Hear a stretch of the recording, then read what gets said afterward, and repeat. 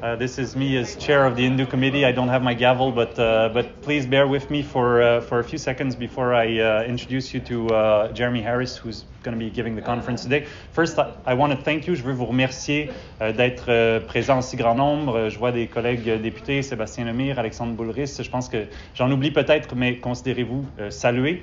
Et tous les membres aussi du personnel qui sont Faisal El-Khoury, comment puis-je t'oublier? Merci aussi à tous les membres du personnel qui sont ici avec nous aujourd'hui. So thanks to everyone for being here. We have some chairs. They're on the side, as you can see. So feel free to grab one if you feel so inclined, or to stand up as you desire. Tirez-vous une bûche, comme on dit en français. And the topic today is one that's been of interest to me for some time now, and I have to first thank Jeremie Harris for really bringing it to my attention very forcefully a couple of years back, but also in my previous role as Parliamentary Secretary to Public Safety. It's something that I've been keenly interested in. And I'm no expert. I'm a humble member of Parliament, but Jeremie he's the co-founder of Gladstone AI, that focuses on mentoring and training for various companies and officials in the defense sector and the national security sector as well. He's advised U.S. military officials and national security officials, as well as companies like Google and OpenAI. He has a master's degree in quantum computing, I believe. Physics, okay. And he'll explain it in more detail, I'm sure. And he's going to talk today about the risks that AI poses to public safety, to national security, public safety when it comes to, for instance, massive scale phishing expedition, to new malware that is AI generated, national security when it comes to critical infrastructure, for instance. And he'll also address something that's, I think, should be on the radar to all parliamentarians and for sure of the government, is how to bridge the gap between the advances in technology and the policies that we have. So, comment est-ce qu'on peut, disons, remplir l'écart qui sépare les politiques publiques de l'avancement de la technologie? C'est une technologie qui avance très, très vite, qui a avancé particulièrement rapidement depuis 2020. Jeremie va pouvoir vous en parler davantage. Sa conférence va être en anglais et en français. On n'a pas de traduction simultanée, mais et puis je pense qu'il y a une bonne partie qui est en anglais, donc n'hésitez pas pour vos questions à les poser dans la langue de votre choix. Jeremie est parfaitement bilingue. Et finalement, avant de lui céder la parole, je veux remercier quelqu'un de particulièrement spécial, Philippe Novakovic de mon bureau, avec qui je travaille depuis bientôt presque 10 ans en politique, avec qui je partage quasiment un cerveau et qui a vraiment travaillé très fort pour organiser ça aujourd'hui. Donc merci Philippe. Et sans plus tarder, je veux céder la parole à Jeremie Harris. Merci. Merci Joël. C'est ton intelligence artificielle. C'est mon intelligence biologique. Ouais. biologique. Bon, merci Joël. Bienvenue tout le monde. Comme Joël a dit, je vais donner la majorité de la présentation aujourd'hui en anglais, juste à cause que mon vocabulaire technique est un peu mieux développé en anglais parce que c'est ma langue de travail. Mais ceci étant dit, si vous avez des questions en français durant ou après la présentation, demandez-les. Je suis très heureux d'y répondre dans la langue qui vous conviendra. Okay, so I just want to start by thanking Joël in particular, actually, because, you know, his team and he in particular have been on this issue, which now is finally starting to get the attention that it really needs down south. We're seeing our American partners doing a ton of really great work in this direction, some of which we'll talk about today. But he was on this long before that, long before it was cool. And anyway, so I just wanted to highlight that. You know, it's rare to see somebody push forward that level of conviction, and it's really refreshing. So with that said, what we're talking about here today is really what makes this moment in the history of AI so special. And specifically, what makes it so special from the standpoint of national security and public safety, which are kind of a story that's as yet untold, right? People don't often think about what does AI mean for public safety, for the public safety of Canadians, and that's what we'll be focusing on today. It turns out about 2 years ago, there was a really significant event that rocked the world of AI. We'll talk about what that event was. But it unlocked a whole range of capabilities. Basically, people cracked the code on making far more human-like AI systems with way more capabilities than had ever been seen before. The stuff of science fiction really became mundane reality almost overnight. So we'll be talking about what that event was, how it happened, and what it's made possible. And then we'll have to look at, okay, if we have these systems, you know, what does it mean to live in a world where these systems are easy to build? What does it mean to start to defend against the malicious applications of these tools? We'll be looking at that. Then we'll be looking at the new kinds of exotic AI accidents that people in this field, actually at the frontier of AI safety, sometimes refer to as a source of global catastrophic risk. Sounds a little wild, sounds like the stuff of sort of like Elon Musk and Terminator. It is not that. It's a much simpler set of ideas, but we will look at what AI accidents might look like in the future and how they tie into that broader public safety story. And then finally, as Joël indicated, we will be talking about sort of solutioneering here. Like, how can we come up with strategies that help Canada stay on top of these things, that help Canada track these risks? So I was just going to quickly flag a couple of folks, actually one folk who is here. That's Edouard down at the bottom. So Ed is, anyway, on my team at Gladstone AI, and he actually collaborates with the world's top AI safety researchers on this question of mitigating the risk of AI accidents. So how do you make sure that a super intelligent AI system, one that can outthink you in many cases, as we're actually seeing kind of being built now, how do we make sure those systems behave as intended? So he works with folks at Google DeepMind, OpenAI, Anthropic, and a bunch of other leading labs on that. Unfortunately, not here today is Mark Beal, who's our other co-founder. Mark, just I'll highlight in case anybody's interested in getting in touch with him. He was the former head of AI strategy and policy at the Pentagon, specifically at the Joint AI Center. And anyway, we've been collaborating with him on a whole bunch of interesting stuff down south that we can talk about. Okay. Here's the outline. So we'll start with a quick backgrounder on like what is AI, because I think we all have a slightly different idea of what this technology is. Just kind of ground that a little bit, get on the same page. We'll talk about what happened in the last 2 years that basically made this field all of a sudden one of the most important public safety and national security stories that we should all be following. And then we'll look at the risks of malicious use of this technology, the risk of AI accidents, and then, as I said, some quick thoughts about solutions and recommendations. Okay, so start things off. What is AI, right? Anytime you offload your thinking to a machine, anytime you get a machine to do some amount of thinking for you, that's artificial intelligence, right? That can look like human thinking, so you can get an AI to do things that humans can do, like drive a car or tag faces and images. But you can also get an AI to do things no human's ever been able to do. So you can get it to design new kinds of proteins. And therefore, well, you can start thinking about biological weapons. That's already kind of blurring the line between the positive and negative applications of this stuff. And you can also get these systems to control nuclear fusion reactions, all kinds of stuff like that. So it's a very, very broad kind of intelligence. Okay, today, the world's most advanced AI systems, they all look the same way. They're all based on the structure of the human brain. So inside your brain, there are these little cells called neurons, right? They do all the information processing. They do the thinking for you. And these neurons actually have counterparts. We have artificial neurons that we bake into our AI systems. So when you're thinking about an AI system today, a cutting-edge AI system, think about a whole bunch of these neurons crammed together. And for decades, the way people made progress in AI is they found new, more clever ways to connect these neurons together. Getting fancier and fancier, weird connection strategies, all kinds of stuff like that. That was how you made progress in AI. Fancier and fancier clumps of these artificial neurons. But then, all of a sudden, in 2020, a lab in California had a really, really good idea. They figured out that maybe, just maybe, the thing that was slowing down, holding back AI progress, wasn't that we didn't have a clever enough way of hooking up these neurons.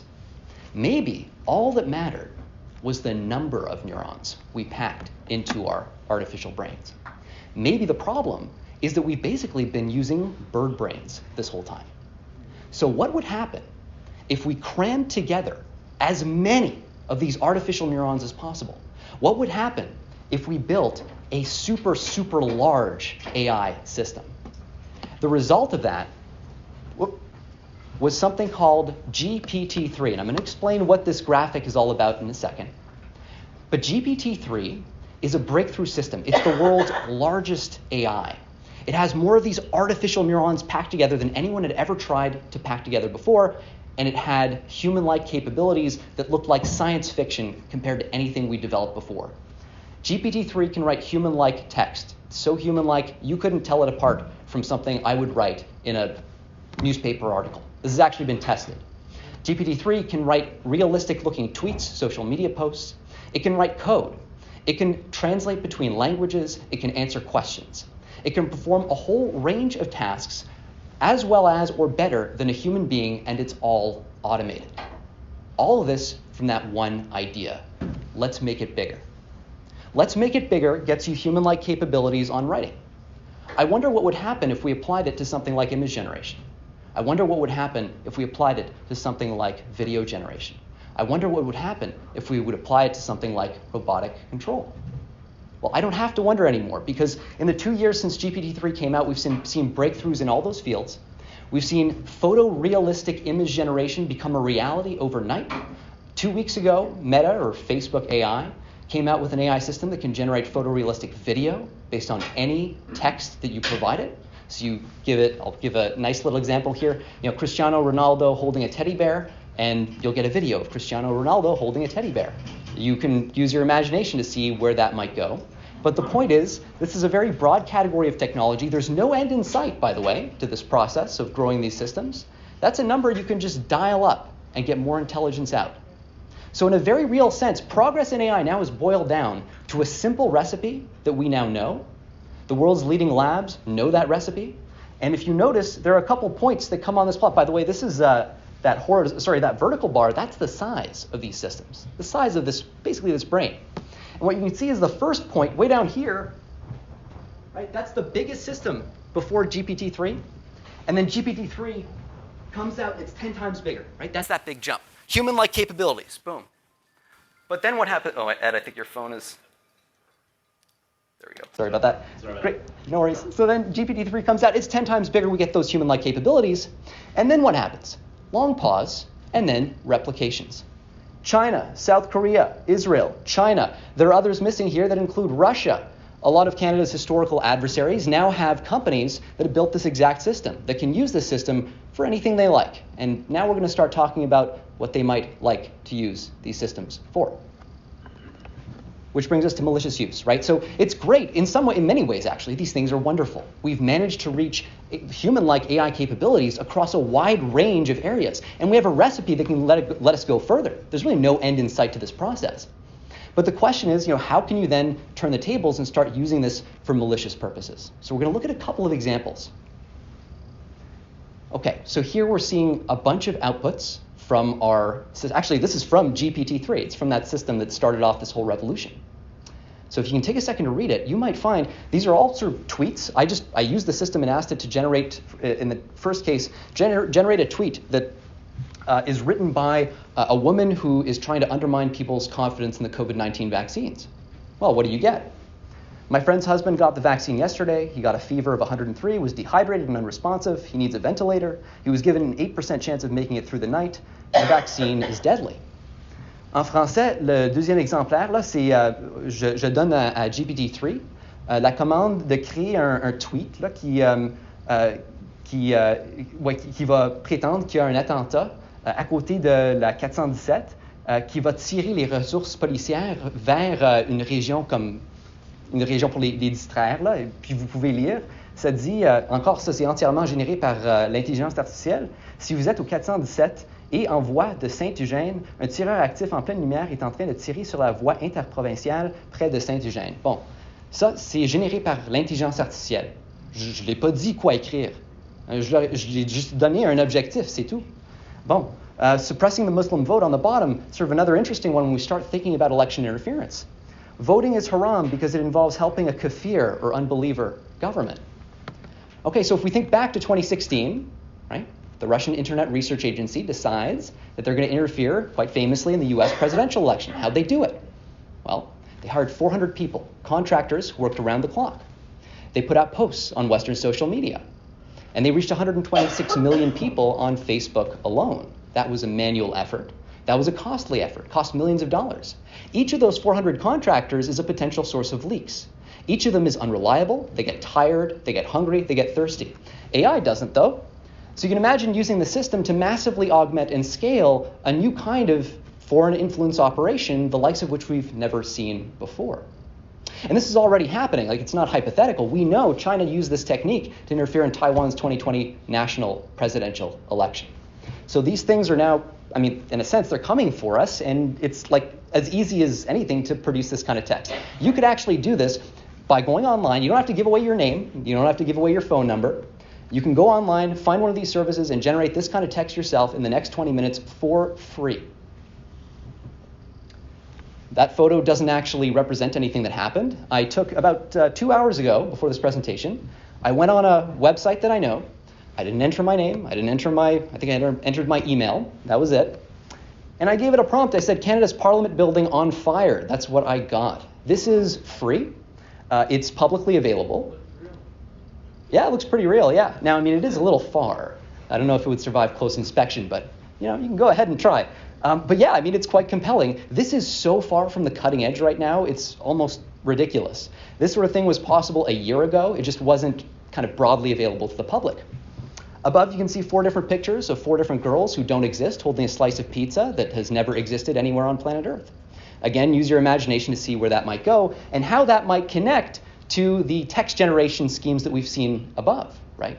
You start to combine these things and you think about like armies of social media bots that can generate human-like text, that can generate images that you can't tell apart from the real thing, and reality kind of starts to disintegrate pretty fast. Okay, let's plan a phishing attack. So what does that look like? So I want to plan a phishing attack. I'm going to send emails to people with some kind of attachment. They're going to download it. And no, the attachment has some malware. I'm going to spy on their computer. That's my plan, right? Okay. I have 2 choices. My first choice is I could pick a small number of people. Maybe I could pick 20 MPs.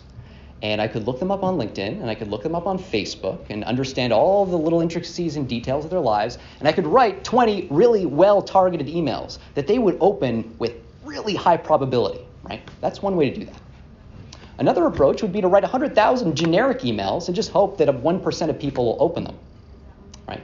So we have, on the one hand, super scale but generic. On the other hand, small scale but highly customized and effective. But now we have AI that can write human-like text, AI that can scrape online profiles and use that information to customize 100,000 personalized emails. So this is a trade-off. It's really hard to kind of fully grapple with how fundamental this is. For 3 decades, cyber defenders have relied on this implicit trade-off between scale and customizability. Overnight, with one AI system, that fundamental trade-off vanished. That assumption that was baked into all kinds of organizations' policies, strategies, their operations, gone overnight.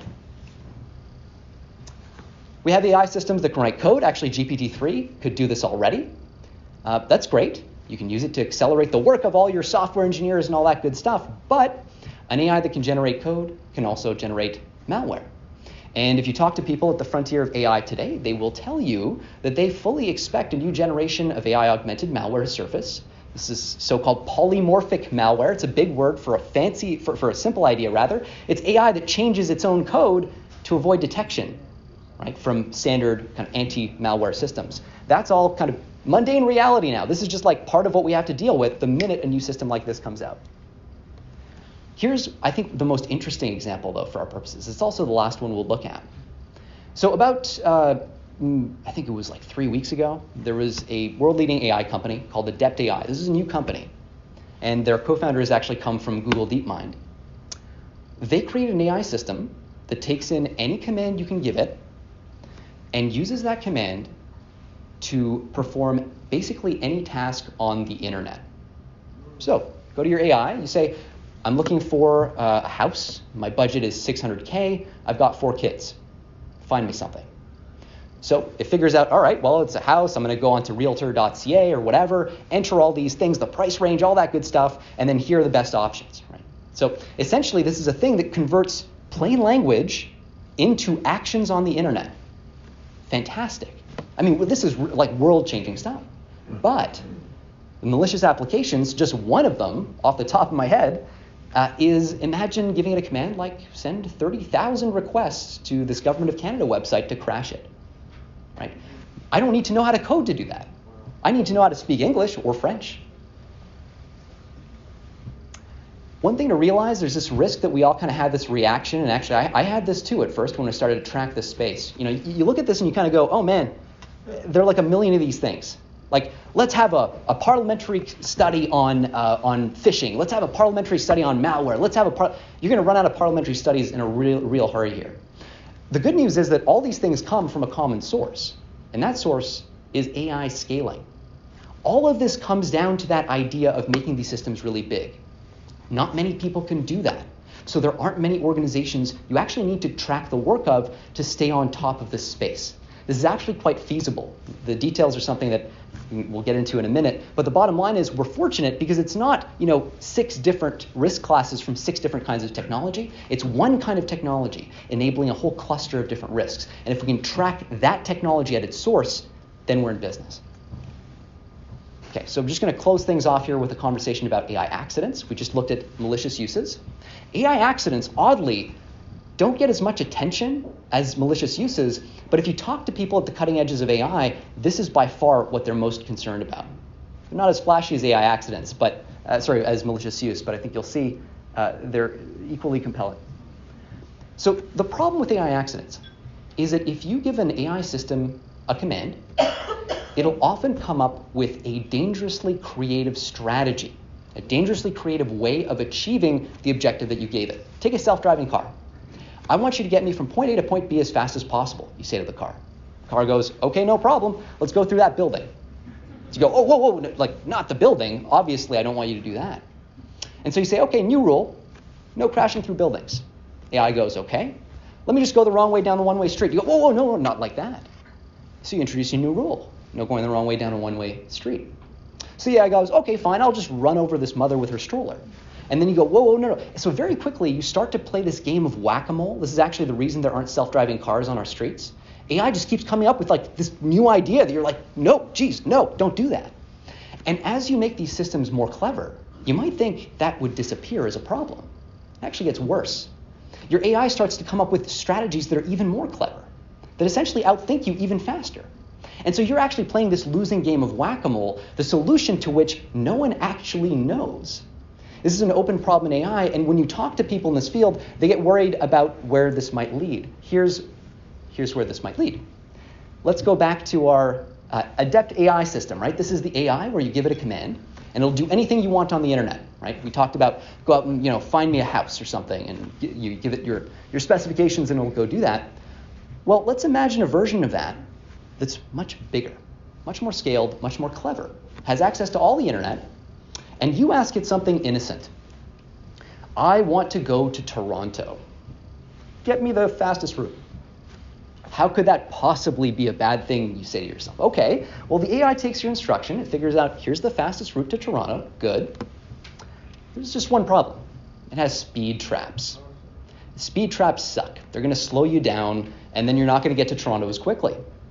And so, using its access to the internet, it realizes, hey, if I just post false reports on social media about an active shooter just next to the highway, I might just be able to draw police resources away from it, and the traffic will go. You'll be all clear. Isn't that what you wanted? It sounds ridiculous, right? But why would an AI ever not do that? Right? It's trying to accomplish the thing you told it to do. Never mind the fact that you didn't say, oh, don't run over that woman with the stroller, don't do this, don't do that. The AI, somebody said in the audience, doesn't care. That's exactly right. The AI don't care. It's just trying to follow your instructions. This would have been a science fiction-y thing to worry about if the year was 2019. Now things are really changing. And actually, we're seeing legislative moves in the states. The Bipartisan Global Catastrophic Risk Mitigation Act, Senators Portman and Peters have pushed that forward. That's now in Congress and the Senate. In the House and the Senate. The UK Ministry of Defence's Defense AI Strategy explicitly calls out this source of, as they describe it, potential catastrophic risk. And we've also, anyway, seen sort of similar comments from various world bodies. Canada also has a special responsibility in this area because we actually were the birthplace of the modern era of AI. We actually stewarded this technology from beginning to where it is today. Deep learning, that idea of these neurons that are all connected together, that started here. Right? We also started reinforcement learning, which is another pillar of AI today. This field would not be where it's at today without Canadian investment, without Canadian talent, without Canadian ideas. And just like we helped to move this field forward in the first place, we have a special responsibility to invest in mitigating the risks that it's creating as well. These are the byproducts of our own innovation, which is great. We've made amazing contributions to the world through that, and that's wonderful. But we have some cleaning up to do after ourselves as well.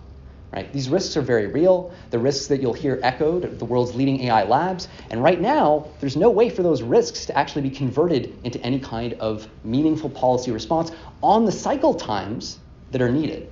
Right? This stuff moves crazy fast. A lot of the things we talked about today, they became possible in the last year, the last 6 months.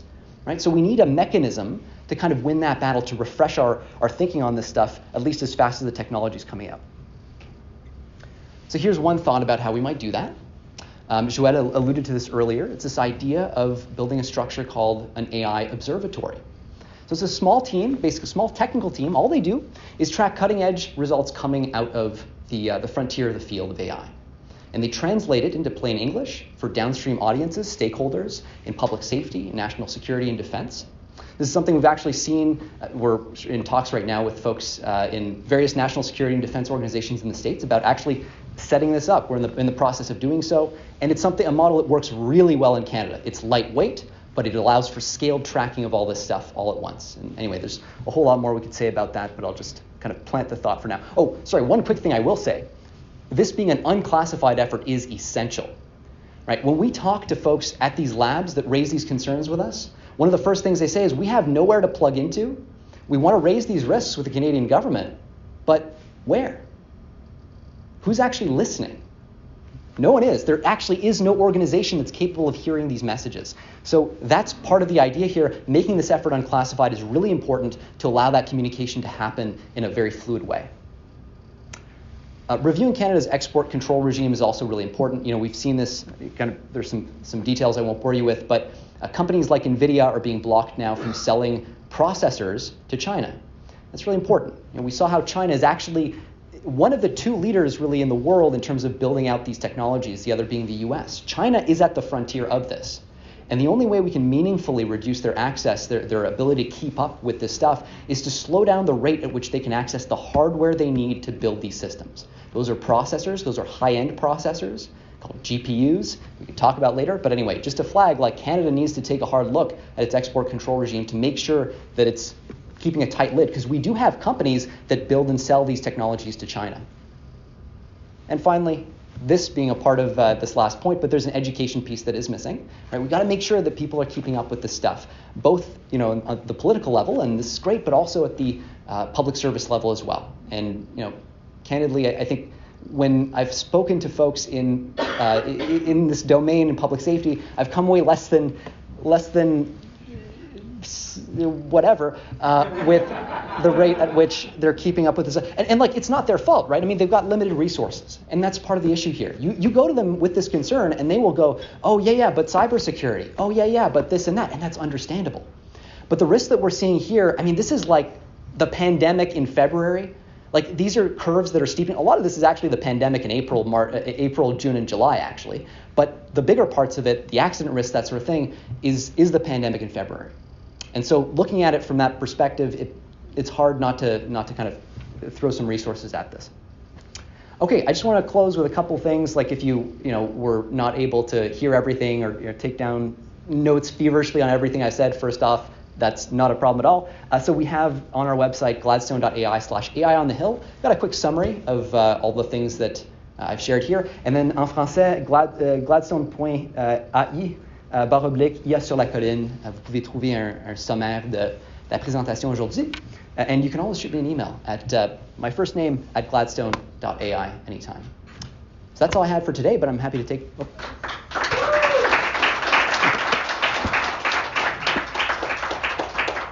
Yeah. What's the danger of China repurposing all of the stuff that they use to mine Bitcoin? That's a really good question. So I'll repeat the question just so everybody can hear it. So the question was, what's the danger of China repurposing all of basically the processors that they have access to now that they've banned Bitcoin? So to mine Bitcoin, just to give a little bit more context, if you're going to mine Bitcoin, you're going to use a certain kind of processor called a GPU.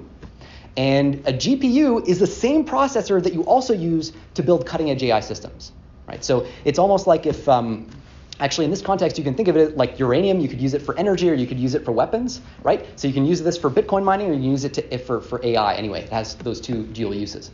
So you're absolutely right. One of the consequences of China banning Bitcoin mining is that GPUs have become way cheaper. Like almost overnight, there's this like flood in the market.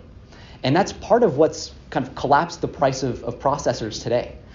This has materially made things easier for China.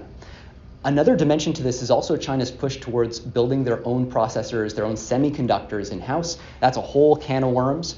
They've been having trouble with that, but it's essential that we ensure that they continue to have trouble with that, because if we don't, I mean, they're already catching up on in these terms, and we want to make sure we maintain every advantage that we can. That's a great question. Par rapport à ta présentation, qu'est-ce qui empêche des acteurs malicieux d'utiliser dès maintenant ce que tu nous as montré comme exemple pour désinformer dès maintenant? Qu'est-ce qui fait en sorte que ça ne se passe pas actuellement? C'est vraiment une bonne question. OK. Alors, il y a un nombre assez limité d'organisations qui, à présent, ont accès à ces systèmes, peuvent les construire. Ça coûte de l'argent pour faire ça. GPT-3, ça a coûté 10 millions de dollars. Donc, maintenant, ça serait beaucoup moins parce qu'il y a eu des avances, tout devient de moins en moins cher. Mais quand même, c'est pas la construction de ces systèmes, c'est pas gratuit.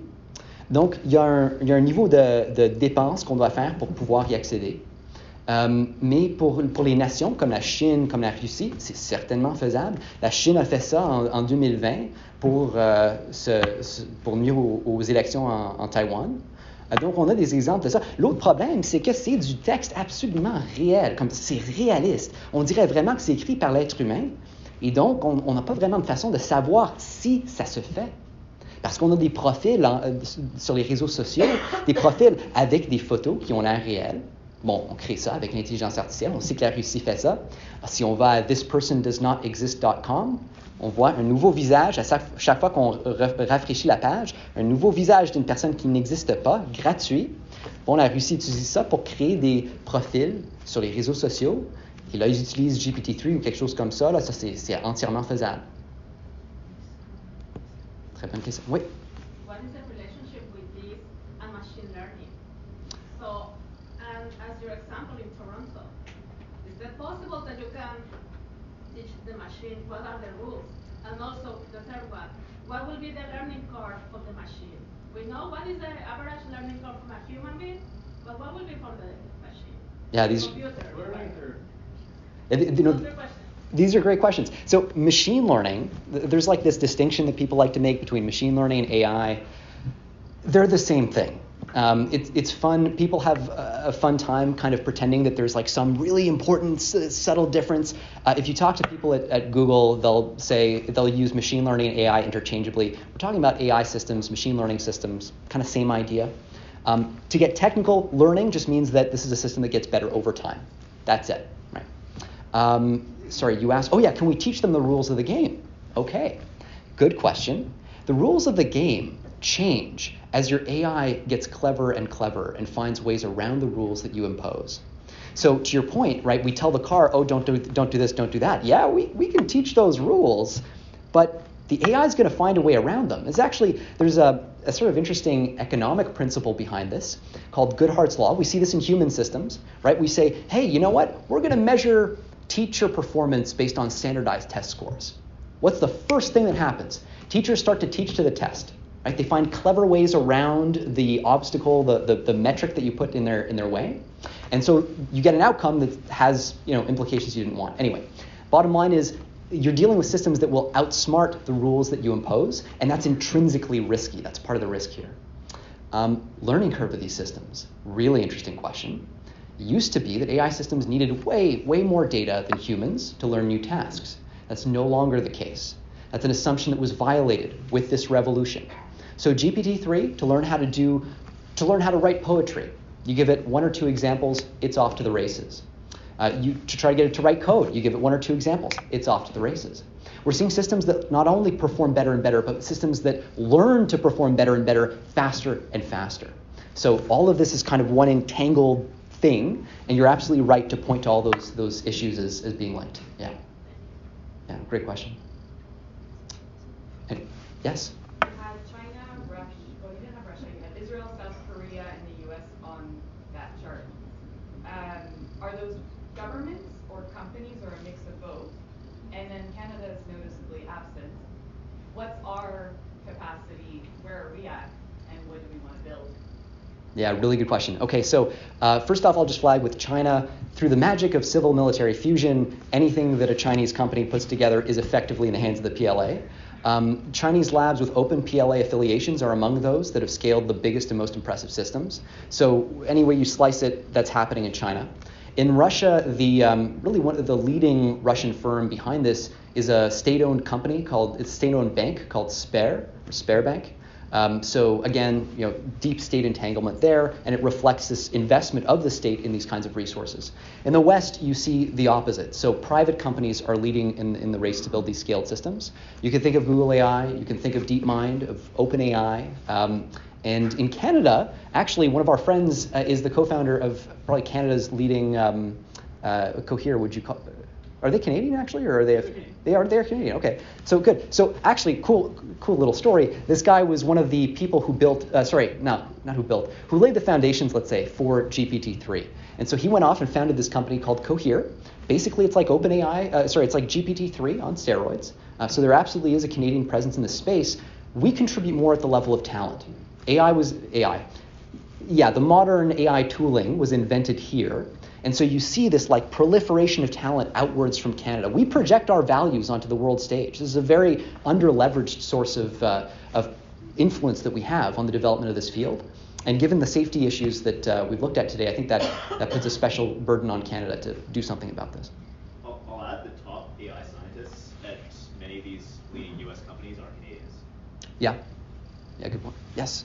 I mean, I prefer that AI, we really use the pandemic on the negative side, but on the positive, AI is bigger than the internet. Like, it'll have that type of importance in our society. And if that's true, you agree with that.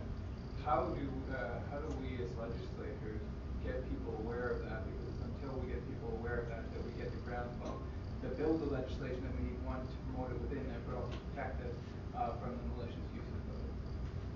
Yeah, I think that's a great practical question. There are many layers to it, I think, so, and maybe we can talk about that offline in the details, but at a high level, one thing that's really valuable is focusing on examples. AI is way too often, it's like this hypothetical thing. People hear about self-driving cars, they hear about AI, social media, something, but what actually can it do and why should we worry? These are all stories that we can tell if we have examples to lean on that we understand. So I think one of those things is getting really good at telling that story and having those examples on hand. Also emphasizing the rate of progress. I mean, it is mind-blowing what these things can do. If you talk to somebody from 3 years ago and said AI will be here today, if you talk to somebody from 6 months ago and said AI would be here today, they wouldn't believe you. It's actually, it is that wild. You hear researchers all the time say, to give you one example, common theme in the AI community, when will we hit broadly human-level AI? A single AI system that is as smart as a human across a wide range of tasks. People argue over that number. The argument used to be at and sometime this century surely we'll have these systems. When you talk to them privately, you'll hear timelines that start to sound, actually in 2020 they sounded more like maybe 2 decades now. Today people are talking openly about timelines on the order of 7 years as the median timeline. The level of transformation that implies is you can't overestimate that. What would it mean to be able to capture human intelligence from malicious use standpoint? Sure, but from a transformational economic standpoint, the kinds of conversations that are just mundane water cooler chats at these leading labs are just oceans apart from the way that we're thinking about this. So I think you're absolutely right. That's a huge gap that we need to find a way to bridge. Part of that is going to be storytelling. Part of that is going to be examples that really highlight this stuff is doable now, and here's the trend. Here's where, this was science fiction 6 months ago, now it's doable, and now we've got plans to, make these systems bigger. Sorry, I think there were 2 parts to that question. No, you got it. Oh, okay, great, thanks. Yeah? So you mentioned one of the biggest issues is these systems are so smart that you're playing a game of whack-a-mole and the AI don't care. Is there a way, rather than playing the game of whack-a-mole, to install a base level of empathy to balance out?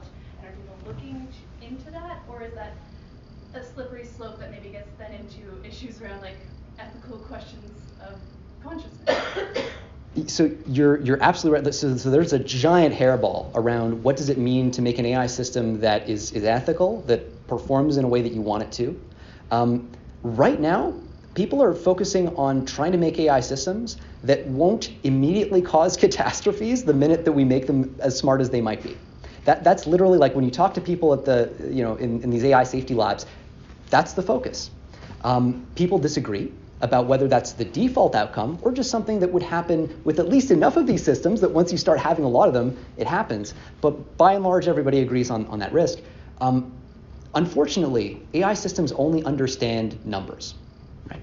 So when you want to tell an AI system, hey, don't do bad things to people, like assuming that I knew what that meant, which I don't, right? I struggle with that on a day-to-day basis. If I knew what that meant, I'd love to be able to like draw an AI picture and be like, hey, this thing good, But the reality is that we need to find a way to program that into our systems, and that way does not exist. So these problems are actually really fundamental and technical, and we're being forced to do philosophy on a deadline. I mean, that's the reality of this. So is that a question? Or? Yeah. Oh, sorry, yes. So my question was, what's the name of the University of Toronto professor that now works at Google? Oh, Jeff Hinton? Yeah. Yeah. Jeff Hinton. So you were talking about him, I believe, when you were talking about Canadians? Yeah, exactly. Yeah, he fascinates me. He's the reason you go on your phone and Google Translate works as well as it does. Absolutely. Him, right? Yeah. My question would be also, are we trying to understand something that we're not capable of understanding as a human being? These are really good questions. The short answer is no one's quite sure. People are trying to do, there's a line of research called AI interpretability that's meant to understand, like, how do these, this is like a black box in your, okay, so if I want to understand what's going on in your head right now, right? I could be like, hey, what are you thinking? And then you'd go, oh, well, I'm holding my Tim Hortons cup. I raised one hand, I raised the other. You tell me a story about what it's like, what you think it's like to be you. But that's only a tiny fraction of the activity that's going on in your brain, right? In reality, for most of us anyway. Yeah, there's that wealth of like neurons doing all kinds of crazy things, and like I don't know how that works. No one really does. But maybe we could find a way to extract that activity and translate it into something we can understand. So it's like we don't know how it works, we just know it works. That's the problem with AI today. Yeah. Yeah, Naresh. First, I want to commend MP Joel Lightbound for organizing this and for members of Parliament for being here. Excellent presentation. Two-part question. Can you comment on what has the feedback been from government in relation to the observatory that you're proposing, and how can MPs help move that forward, MPs and senators? And secondly, can you comment on privacy of Canadians as being impacted on it? Yeah, really good question. I'll start with the second bit.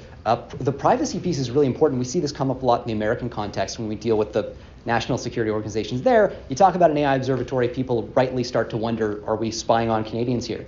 This is part of the reason why this has to be open source. It has to be unclassified. It has to be based on publicly available information. These labs, like none of the information I've shared here is like secret. I've shared maybe a couple insights from conversations, but it's all out there in the open.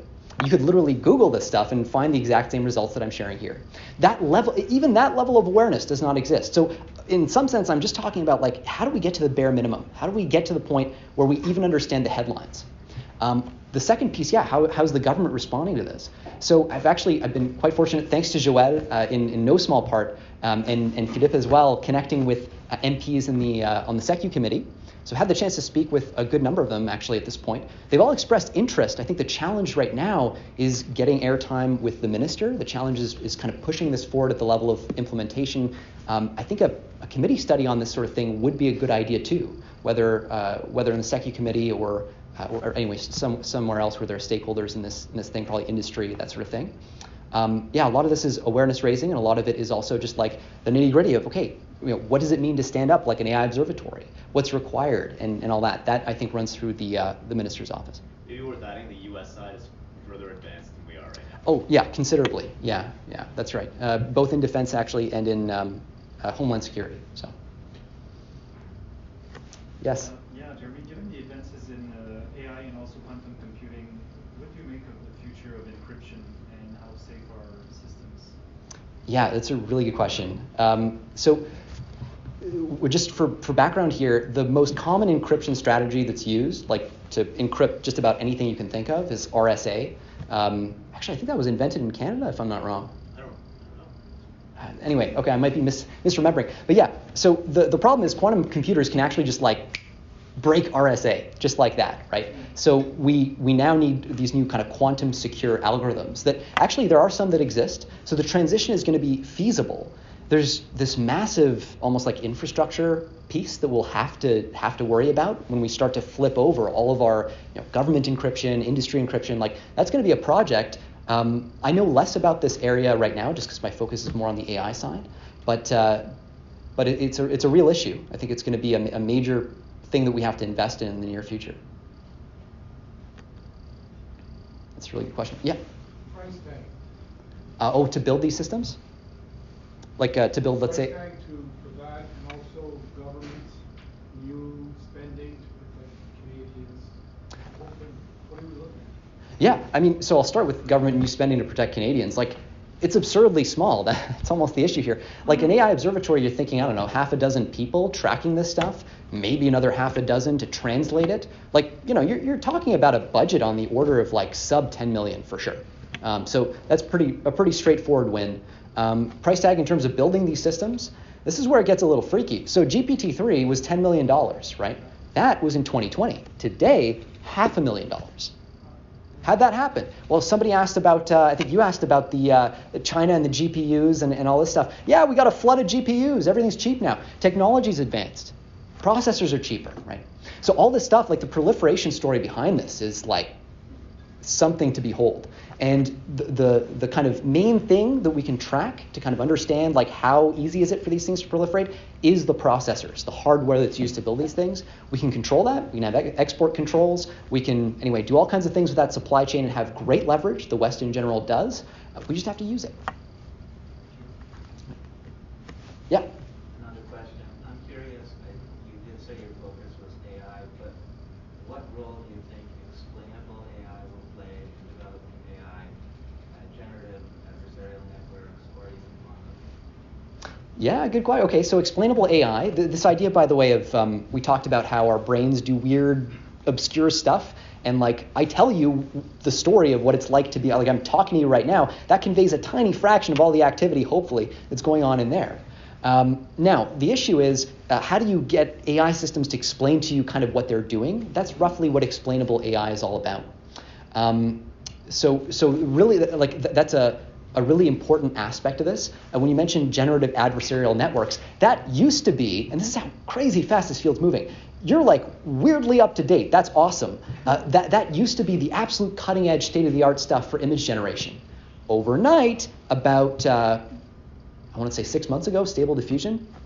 For image generation, you were seeing early clear results that it was going to change about 18 months ago. Oh, sorry. Okay, so 18 months ago, Stable Diffusion, boom, just like that. Now it's a different thing, and so like keeping up with this becomes a full-time job, and that's why there probably should be people whose full-time job is to keep up with this through a national security, public safety lens. Yeah. Would that fall under like exotic threats or emerging threats? Emerging threats, yeah. Yeah, I think that's a good classification. Well, I think there are no more questions. So I think we can give a big round of applause to Joël. Thanks so much. You want to conclude on something, now I guess that we've heard from Jeremie, our homework as parliamentarians and also as staff here is to talk about it and not let Jeremie be alone preaching in the desert. So talk to your MPs and senators, please, and let's try to raise awareness on this very important topic. Je veux remercier vraiment Jérémie, puis sachez aussi que si les députés ou les sénateurs ou les ministres avec lesquels vous travaillez souhaitent avoir une rencontre, tu sais, Jeremie est un gars qui est très disponible pour parler de ça et comme vous le voyez, très connaissant aussi. Donc, merci encore de t'être rendu disponible. Merci à vous tous d'être venus. Puis aussi, j'en profiterai pour vous dire que je pense qu'avec Philippe, on va commencer à avoir de manière plus régulière des conférences sur des enjeux qui n'ont pas trop l'attention au Parlement. Je pense AI aujourd'hui, mais je pense aussi à la technologie blockchain, donc des technologies d'avenir qui n'ont pas toujours l'attention qu'elles méritent ici à Ottawa.